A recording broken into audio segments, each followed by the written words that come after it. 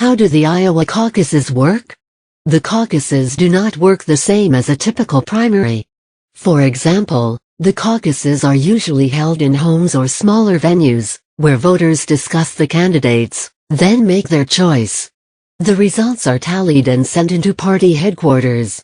Iowans, many political observers, actively defend the caucus as a shining example of grassroots democracy. Others charge that caucuses are archaic, arcane, and unrepresentative. Party chairs in the 99 Iowa counties are explicitly charged with issuing the call to caucus, setting up caucus locations, and identifying temporary chairs for each of their caucuses. Unlike a primary election, the costs of the precinct caucuses are borne by the parties, not the state. One result is that one of the first activities of any precinct caucus is to pass the hat to raise funds for the county and state party. But also, unlike a primary election, vote counting is done by the parties, not government officials. The caucus model is, though, to give more power to the grassroots activists, as it requires more involvement than simply visiting a regular polling location and casting a vote. The presidential year caucus date has been the same for both parties since the agreement in 1976, and the parties start their precinct caucuses at about the same time, often in the same building.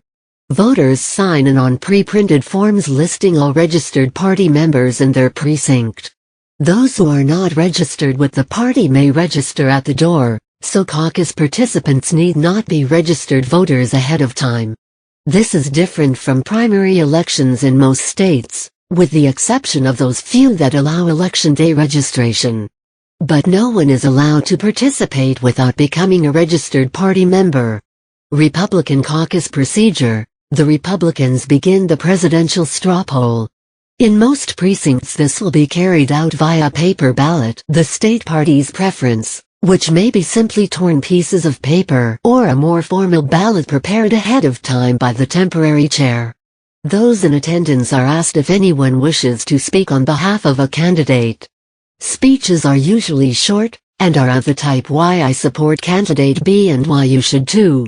Following the speeches, ballots are cast and then collected by the chair, who next assigns someone, perhaps the secretary, to count them, report the results to the caucus, and record them on a form provided by the state party. More information is available from the Republican Party of Iowa. Democrat caucus procedure: the Democratic presidential preference rules are far more complex. This complexity comes because national party rules require proportional allocation of delegates at every level of a caucus to convention nomination system.